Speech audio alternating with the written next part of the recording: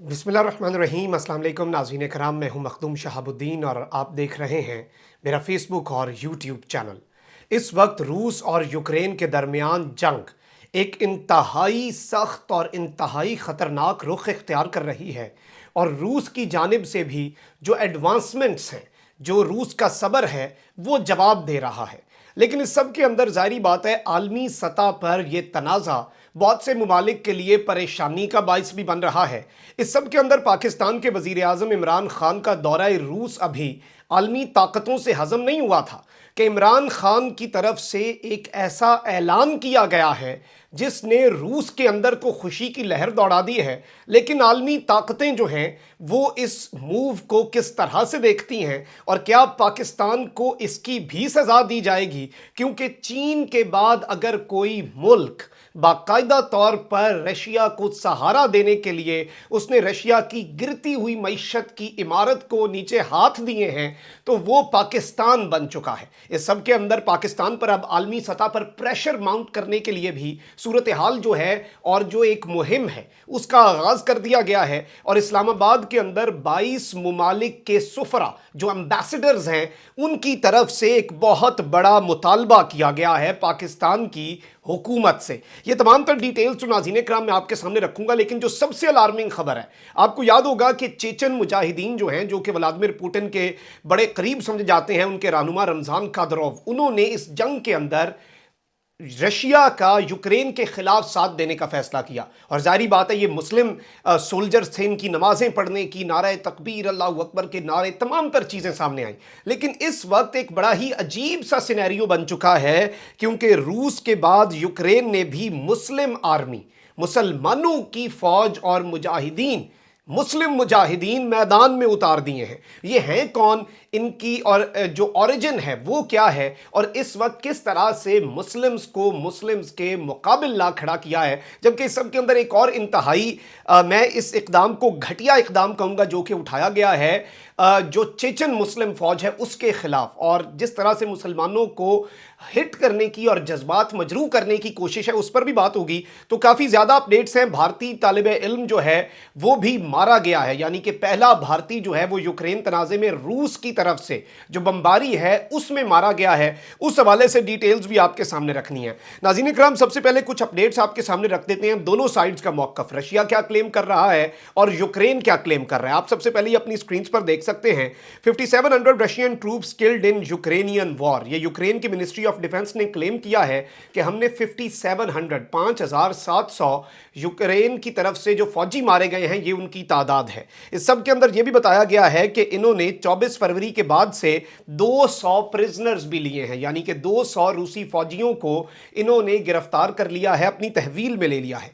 198 Russian tanks, 29 aircrafts, 846 armoured vehicles और 29 helicopters जो है नाज़रीन कराम ये इस वक्त तबाह करने का इन्होंने दावा किया। और मैंने कल आपके सामने आरटी की खबर भी रखी थी और इन्होंने संडे को ये एक्सेप्ट किया रशिया ने कि बिल्कुल जी कैजुअल्टीज भी हैं और हमारे कुछ फौजी पकड़े भी गए हैं, लेकिन फिगर जो है वो रशिया ने कंफर्म नहीं किया। इस सब के अंदर यूक्रेनियन मिलिट्री के दावे तो सामने आ रहे हैं। आप ये एक और खबर भी देख लें, Ukraine shoots down 5 Russian military planes, presidential adviser says.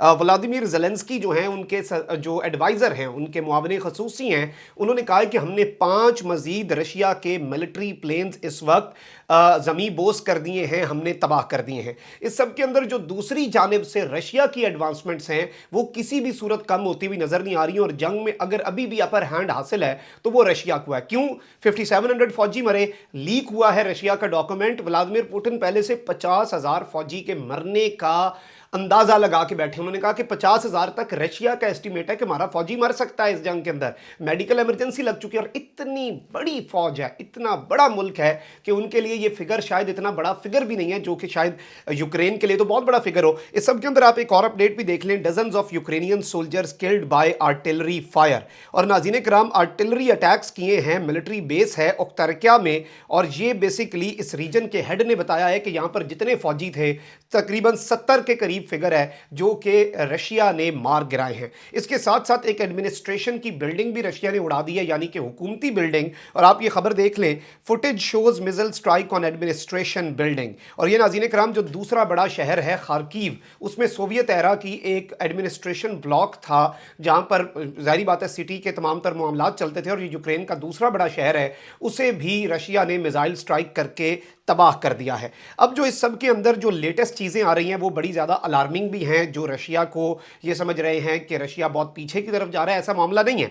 आप ये नाज़रीन कराम देख सकते हैं the latest satellite images from Ukraine. The photographs below illustrate the extent of damage to Veleske air base in central Ukraine.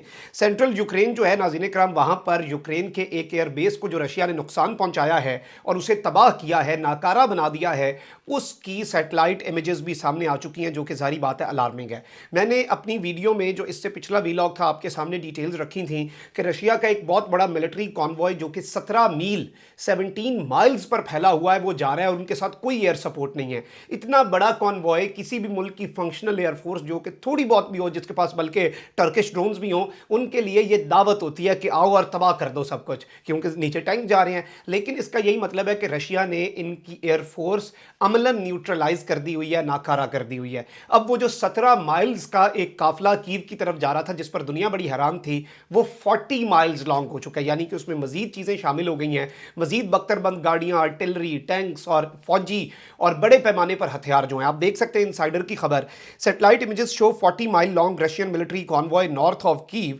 Along side burning buildings. यानी कि satellite images ये दिखा रही हैं कि बिल्डिंग्स बर्न हो रही हैं और उनके बीच के अंदर से ये काफिला जा रहा है और ये तबाही फेरता हुआ, यानी कि जाहिर बात है वहाँ पर जो स्ट्रेटेजिक प्लेसेस हैं उन्हें नुकसान पहुंचाता हुआ जा रहा है। इसके साथ साथ आप अल जजीरा की खबर भी देख सकते हैं, huge Russian military convoy is edging closer to Ukraine's capital Kyiv after high level talks fail to produce a ceasefire. जो हाई लेवल टॉक्स हुई थी उनके अंदर सीज फायर तो हो नहीं सका। उसके बाद अब रशिया का कैपिटल, रशिया की तरफ से जो कॉन्वॉयज हैं, जो इनके काफिले हैं, वो बड़े पैमाने पर कीव पहुंच रहे हैं और जाहिर बात है रशिया के लिए इतना बड़ा ये प्रॉब्लम भी नहीं होगा। इस सब के अंदर नाज़रीन इकराम आपको मैं ये बता दूं कि इस वक्त पूरी दुनिया के ममालिक, बिलखुसूस इस खत्ते के ममालिक, उनके लिए ये एक बड़ा ही डायलमा सा बन चुका है। पाकिस्तान के वज़ीर आज़म इमरान खान जो हैं, उन्होंने जब रूस का दौरा किया, और इस सब के अंदर मैं आपको ये बताऊं, साफ़ी हैं हबीब अकरम दुनिया न्यूज़ के, मैं कल उनका सुन रहा था, वो बड़े नाक़िद हैं इमरान खान के, बड़ी तनकीद करते हैं और उनके हवाले से वो ये कह रहे हैं कि हम भी वहाँ पर मौजूद थे तो वहाँ पर रशिया के एक जो वज़ीर है उसने कहा कि आपका प्राइम मिनिस्टर बड़ा बोल्ड है। और जो स्पुतनिक न्यूज़ एजेंसी का हेड है, जो कि रशिया की सरकारी न्यूज़ एजेंसी है, उसने कहा कि आपके प्राइम मिनिस्टर का ये इस टाइम पर दौरा, ये हम भूलेंगे नहीं, ये बड़ी याद रखने वाली चीज़ है। जाहिर बात है इस सब के अंदर पाकिस्तान के वज़ीर आज़म का जिस तरह से वहाँ पे खैर मकदम हुआ, पाकिस्तान के वज़ीर आज़म वापस आए, अमेरिका ने आपके नेशनल बैंक को $50 मिलियन का फ़ाइन आपके ऊपर थोप दिया, आपके ऊपर लगा दिया कि ये है जी पहली सज़ा रशिया का दौरा करने की। इस सब के अंदर पाकिस्तान जो है वो एक न्यूट्रल किरदार अदा किए हुए है। पाकिस्तान के वज़ीर आज़म, अच्छी चीज़ ये हुई कि वहाँ पर हम गए सही, लेकिन वहाँ पर ही मौजूद रहते हुए फवाद चौधरी ने भी, वज़ीर ख़ारजा शाह महमूद कुरैशी ने भी जंग के खिलाफ बात की। इमरान खान ने व्लादिमीर पुतिन के मुंह पर बात की कि देखें जंग किसी मसले का हल नहीं। मैं तो अफगान मसले में अमेरिका को कहता था आप जितनी मर्जी तबाही कर लें, एंड पे तो आपको मुज़ाकरात करने पड़ेंगे। आप पूरी दुनिया तबाह कर दें, एंड पे आपको किसी के साथ मेज़ पे बैठना पड़ेगा, तो पहले बैठ जाएं। व्लादिमीर पुतिन इस पर मुस्कुराए और उन्होंने कहा आप ठीक कह रहे हैं, उन्होंने इस बात में सारे लाया। तो पाकिस्तान जो है वो इस सारे के सारे मामले में एक बड़ा ही रीजनेबल और एक बड़ा ही मुनासिब किरदार जो है वो तो अदा कर रहा है। अब भारत जो है वो किस तरह से फंस चुका है, भारत एक बड़ा ही अजीब सा किरदार अदा कर रहा है। यूएनएससी में भी उसने एब्सटेन किया और वहां पर उसका वोट का जो मसला है इसने भारत को बड़ी परेशानी में मुब्तला किया हुआ है। डिप्लोमेटिकली उन्हें समझ नहीं आ रही हम क्या करें। अब भारतीय स्टूडेंट्स जो हैं उन्हें फेंटी लगाई गई यूक्रेन के फौजियों की जानिब से।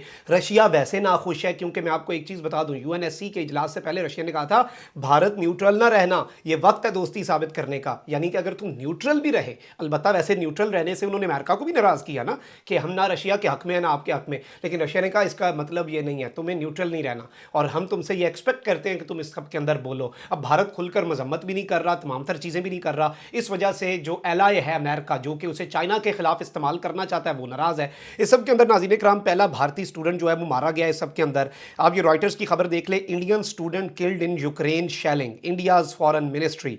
इसके साथ साथ इकोनॉमिक टाइम्स की खबर, Russia attacks Kharkiv, second largest city in Ukraine, और इसी शहर के अंदर नाज़रीन इकराम ये इत्तलात मौसूल हो रही हैं कि यहाँ पर ये स्टूडेंट जो है ये मारा गया है। इसके साथ साथ आपके सामने बिजनेस स्टैंडर्ड की खबर है, Ukraine crisis, Indian student killed in shelling in Kharkiv says ministry of external affairs. इनकी जो एक्सटर्नल अफेयर्स की मिनिस्ट्री है, मिनिस्ट्री ऑफ फॉरेन अफेयर्स है, जो कि इंडिया की वजारत खारजा।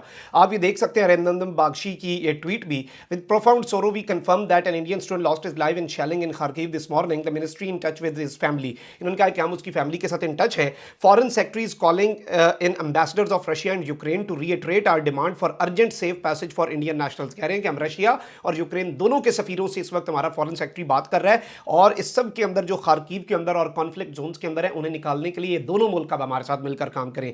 Similar action is also being undertaken by our ambassadors in Russia and Ukraine. जो इनके रशिया और यूक्रेन के अंदर सफीर हैं उन्हें भी ये एक्टिव कर रहे हैं।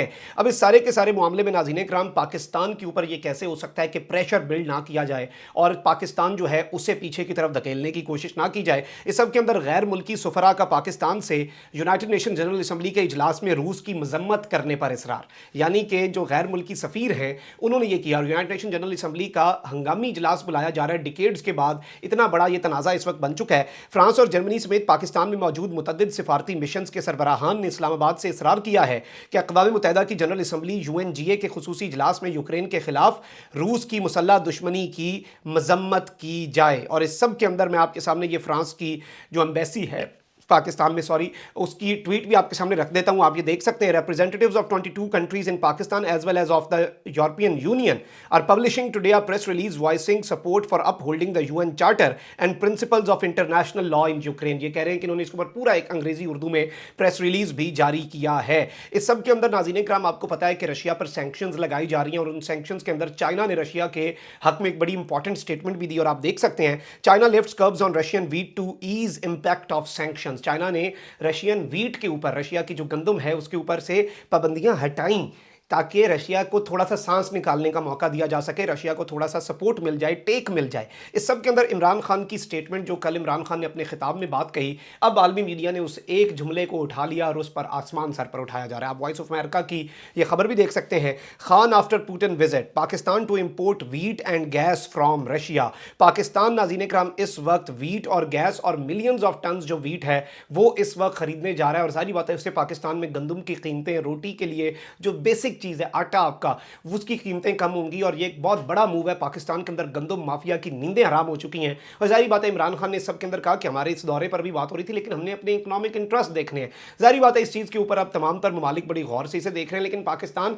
जंग में या इस तमाम तर चीज़ में कॉन्फ्लिक्ट पर लगातार स्टेटमेंट्स दे रहा है। हमारे फॉरेन मिनिस्टर की यूक्रेनियन फॉरेन मिनिस्टर से भी गुफ्तगू हुई, और पाकिस्तान एक इंतहाई आप कह सकते हैं कि रिस्पॉन्सिबल स्टेट का मुजाहरा कर रहा है। इस सब के अंदर मैं आपके सामने कुछ बड़ी अपडेट्स रख दूं नाज़रीन इकराम। इस वक्त जो हमारे पास कुछ डिटेल्स मौसूल हो रही हैं आप ये देख सकते हैं। क्रेमियन ततार Muslims commander Isa Akev, who leads the volunteer battalion in Crimea, calls on Russian Muslims to join the Ukrainian side. Crimea जिसे 2014 में रशिया ने एनेक्स कर लिया यूक्रेन से, वहाँ पर जो मुस्लिम्स रहते हैं अब उन्होंने भी हथियार उठा लिए हैं, और वो वहाँ पर एक वॉलंटियर बटालियन है, यानी कि जो वहाँ पर लड़ रहे हैं मुजाहिदीन की सूरत में, वॉलंटरली लड़ रहे हैं, कोई पैसे भी नहीं ले रहे, बड़े अरसे से लड़ रहे हैं। उन्होंने भी अब एक वीडियो मैसेज जारी कर दिया आपके सामने, बल्कि ये वीडियो मैसेज मैं चलवा भी देता हूँ। इसके बाद जो मुस्लिम्स चेचनिया वाले लड़ रहे हैं उनके वाले से भी बात करते हैं।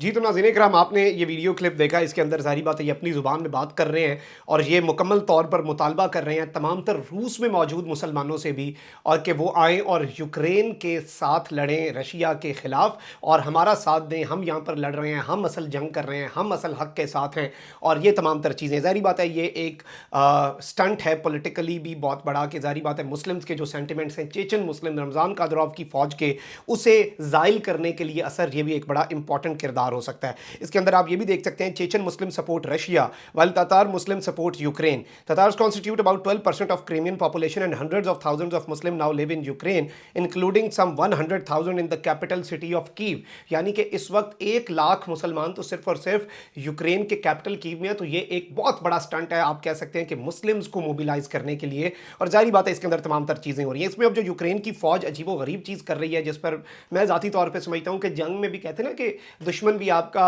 बड़ा ही इखलाक वाला हो, तो बड़ी ये बात है। और ये एक मैं समझता हूँ अनएथिकल सी चीज़ है। जंग लड़े मारें एक दूसरे को, वो तो जंग आपकी हो रही है, हम तो अमन फिर भी चाहते हैं। लेकिन आप ये देखें, Ukrainian fighters grease bullets against Chechens with pig fat, यानी कि ये क्या कर रहे हैं और ये वीडियोस बना के लगा रहे हैं, ये सुअर की चर्बी जो है ये बुलेट्स के ऊपर लगाकर फिर चेचन फाइटर्स को मार रहे हैं, ताकि उन्हें लगे कि जाहिर बात है, आपको पता है कि जो सुअर जो है उसके हवाले से हमारे मजहब के अंदर क्या तमाम तर चीज़ें, तो ये उस चीज़ को भी एक्सप्लॉइट करने की एक बहुत बड़ी कोशिश की जा रही है। तो ये भी एक मैं समझता हूँ इसकी मजम्मत होनी चाहिए। जंग के अंदर कुछ आला इकदार होती हैं जिनका दोनों तरफ से ख्याल रखना चाहिए, और ये स्पेशली मुस्लिम्स वाला जो सीन है इसके ऊपर इंशाल्लाह मैं आपको मजीद भी अपडेट करूंगा, क्योंकि अब दोनों तरफ से मुजाहिदीन जो हैं वो लॉन्च कर दिए गए हैं, जो कि आपस में भी लड़ेंगे, ऑब्वियसली दोनों साइड्स पर हैं। तो इस सब के अंदर मजीद अपडेट्स जैसे जैसे आती हैं आपको आगाह रखेंगे। चैनल को सब्सक्राइब कर लें, बेल आइकन को प्रेस कर दें। अपना बहुत ज़्यादा ख्याल रखिएगा, अपने इर्द गिर्द लोगों का भी और इस मुल्क पाकिस्तान का भी। अल्लाह ताला पाकिस्तान को सलामत रखे, अल्लाह ताला पाकिस्तान को ता क़यामत रखे। अल्लाह निगहबान, पाकिस्तान जिंदाबाद।